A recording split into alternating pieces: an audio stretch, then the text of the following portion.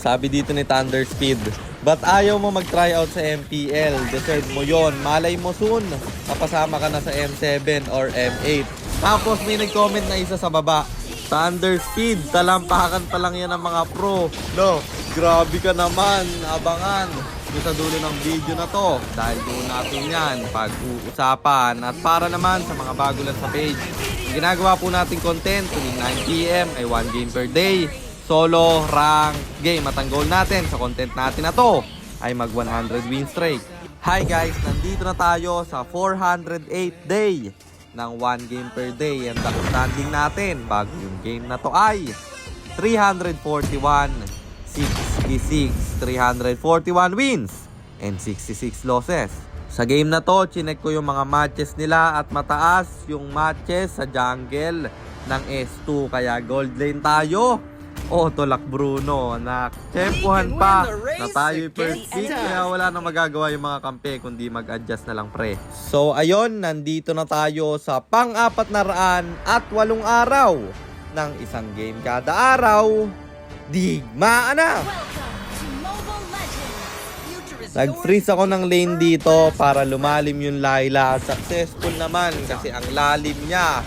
Nagank ng kampe. Ang problema, hindi ko alam ba't ganyan ginawa nung Amon pre. Pinasok sa loob.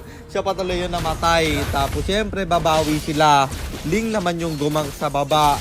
At kagaya lang nang nangyari sa Amon guys. Siya rin yung namatay dito. Lala. At nag-flicker in ako. Buti na lang naka-out pa. Tapos dito up na yung turtle. May clash na magaganap. Ling unang babagsak. At sa amin mapupunta yung turtle na yon. Tapos hahabulin yung Layla kasi ang lalim niya. Mapapa-flicker out pa. Pero manggigigil na naman yung Amon. At dito, Layla na yung namatay. At syempre bagsak yung roamer at gold lane nila. Kaya sa babay walang dedepensa at aming binatag na. Ang problema walang minion kaya napa 1/4 lang yung buhay. Tapos dito sa gitna, Tigreal at Bea na yung magkasama. Hindi na sa Layla pero wala pa rin siyang nagawa. Double marksman pala yung kalaban kasi sila'y nagkanseran at yan ang dapat nating iwasan.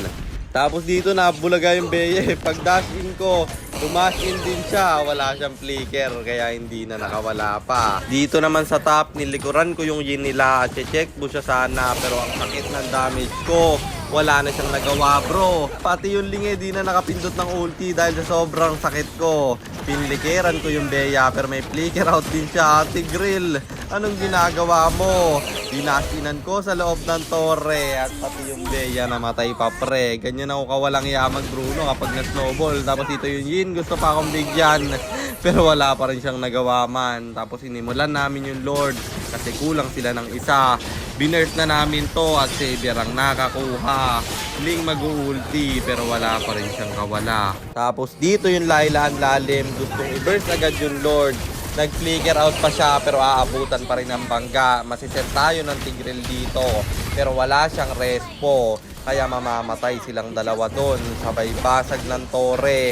Pwede na natin itong tapusin pre. Kasi tatlo lang yung dedepensa. Nasa gitna pa yung isa. Bea pipilitin. Yung Yin lilikod. Low HP na siya. Mamamatay pa. Nag-tower lock na tayo. Kasi yung Lord low HP na. Pero na-clear pa nga yung Lord. At walang ultimate yung Yin. Kaya patay siya doon at walang nagawa. Magkakaroon tayo ng minions. Tatlo yung natitira sa kalaban. Pero magiging dalawa pa. At low HP na yung Tigreal nila. Kaya mapipilitan siyang umuwi sa base. At yung Ling wala nang magawa. Naultihan pa ng Alpha. Kaya natapos na yung laban. At panalo na naman tayo. Kaya ang standing na natin ay 342, 66, 342 wins and 66 losses. At sagutin na natin yung tanong ni Idol, bakit daw hindi ako mag-tryout sa MPL. Unang-una, hindi ako pwedeng mag-tryout dyan. Kasi 1 game per day yung ginagawa kong content. Hindi pwede yung rank ko dyan. Siguro, pag natapos ko na yung 1 game per day na content, mag-grind tayo. At papataasin ko yung rank para makapasa ko sa limit nila. Meron kasing mga limit yan or minimum rank para makapag-tryout ka. Pero sa tingin ko, matagal pang mangyayari yan kasi aabutin muna natin yung 100 win streak sa solo. bago ko itigil to. At pangalawa guys, hindi ko na pangarap ngayon na maging pro. Ang pangarap ko na maging million followers dito sa FB, pati na rin sa YouTube. Pero malay mo, baka balang araw magbigyan tayo ng opportunity na paglaruin as a pro. Siyempre hindi ko yan tatanggihan kasi alam nyo naman, yan ang unang pangarap ko.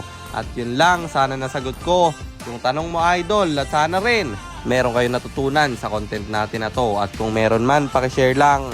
Then after nyo i-share, mag-comment na rin kayo ng pa-shoutout para ma-shoutout ko kayo sa mga next nating content. At i-comment nyo na rin ang inyong mga katanungan kasi baka malay mo sa next nating content, comment mo naman ng mapili ko. At kung nagustuhan nyo yung item at emblem na gamit ko sa game na yon, eto yon: Tough Boots, Berserker's Fury, Hasklos, Wind Talker, Malefic Gunner, Malefic Roar, Winter Crown, and then Rose Gold Meteor pang buy and sell. Emblem natin Assassin, talent natin is Fatal, Tenacity, Quantum Charge, at syempre Flicker kasi di naman tayo jungler. Teka, baka kilala mo lang ako at lagi kang nanonood pero hindi ka pala naka-follow sa page. I-follow mo na yan. Isa lang At kung gusto mo namang magpapilot ng ML account, mag-PM ka lang, nagre-reply ako. At syempre, may bayad yon. Kahit hanggang anong rank pwede mo ipapilot. Kahit anong hero, pwede mong ipa-spam. Basta may additional payment pag magpapaspam kayo ng hero. At yun lang guys, sana nag-enjoy kayo sa content natin na to.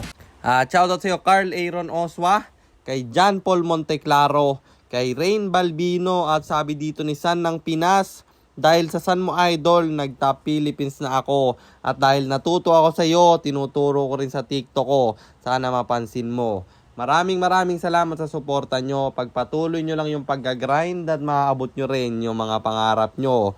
At yun lang, ingat kayo palagi. God bless. Paalam!